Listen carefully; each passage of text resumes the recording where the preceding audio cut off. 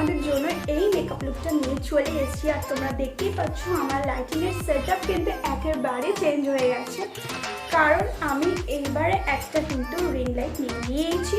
তো ভালো লাইটের সেটআপে তোমাদের সাথে একটা নিউ মেকআপ ভিডিও শেয়ার করলাম। তো এই মেকআপটা আমি করেছি, তো তোমরা প্লিজ লিখে কমেন্ট সেকশনে জানিও তোমাদের এই মেকআপ লুকটা কীরকম লাগলো না লাগলো।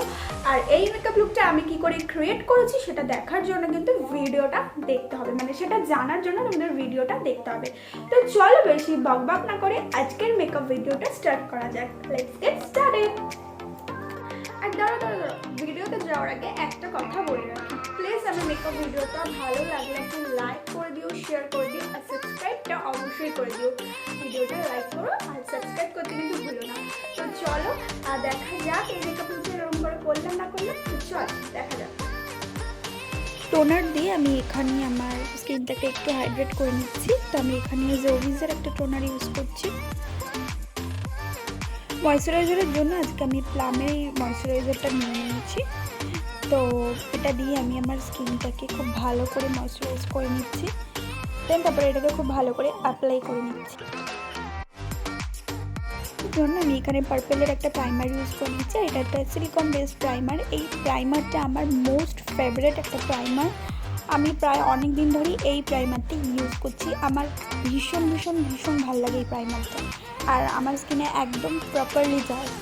তো প্রাইমার বাদে আমি এখানে আগে কনসিলার ইউজ করছি। আমি আজকে দুবার কনসিলার ইউজ করবো, একবার হচ্ছে মেকআপের আগে, দেন মেকআপের পরে। তো কনসিলারের জন্য আমি এখানে ইউজ করছি 4D। এটার নামটা আমি বারবার ভুলে যাই, তো প্লিজ কিছু মনে করো না। তোমরা যদি কেউ জানতে চাও তো আমি তোমাদের নামটা বলে দেবো। আর প্রচণ্ড রিজনেবল প্রাইসের মধ্যে এই কনসিলারটা পেয়ে যাবে।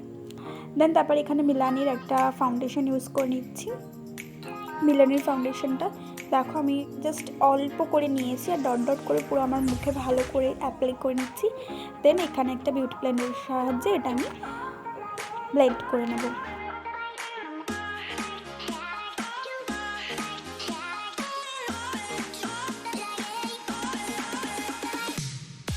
বিউটির একটা কনসিলার নিয়ে নিয়েছি, আর এই কনসিলারটা আমার বেশ ভালো লাগে। তো খুবই কম বাজেটের মধ্যে। আর সবথেকে বড় কথা, সুইস বিউটি কিন্তু এখন প্রচণ্ড ইমপ্রুভ করেছে আগের থেকে, আর ওরা প্রাইসটাও অনেকটা মোটামুটি হাই করে দিয়েছে। কারণ আমি মেকআপ জব থেকে করি, তো সুইস বিউটি আমি প্রায় ইউজ করেছিলাম, মানে মেকআপ কোর্স করার আগেও ইউজ করেছিলাম।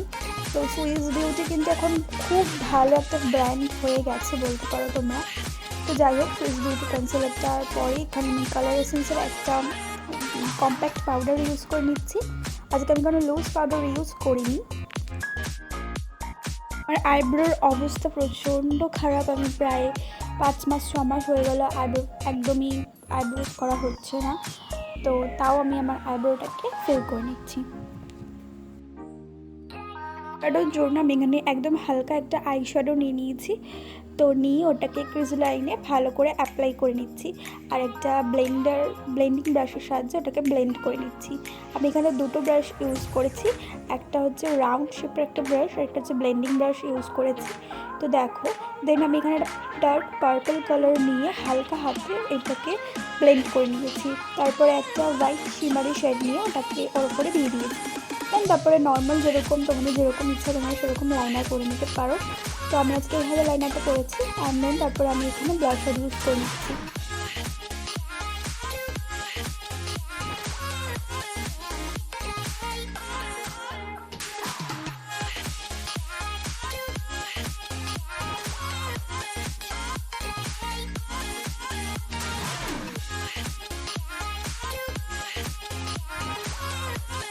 দেন এখানে হাইলাইটার ইউজ করে নিয়েছি, আর এই হাইলাইটারের প্যালেটটার নাম আমার এক্স্যাক্ট মনে নেই, বাট সিরিয়াসলি বলছি হাইলাইটারটা ভীষণ ভালো। আর এটার মধ্যে কিন্তু ভ্যারাইটি রকমের হাইলাইটার আছে, মানে হাইলাইটার কালার আছে। তারপর আমি একটা লিপস্টিক ইউজ করে নিচ্ছি, একটা ডার্ক মেরুন কালার পরছিলাম, বাট আমার মনে হয়েছিল এই কালারটা না পরে যদি আমি আর একটু হালকা কোনো কালার পরতাম হয়তো আর একটু ভালো লাগতো। বাট যেহেতু পরা হয়ে গেছিলো, তো আর প্রচণ্ড গরমের মধ্যে বসে বসে আমাকে এটা শ্যুট করতে হয়েছিল, তো আর সিরিয়াসলি ভালো লাগছিলো না। তো যেটা পেরেছি লাস্ট আমি সেটাই পরে নিয়েছি। তো তাও খুব একটা খারাপ লাগছিল না। তো চলো নেক্সট দেখা যাক ফাইনাল লুকটা কি হয়।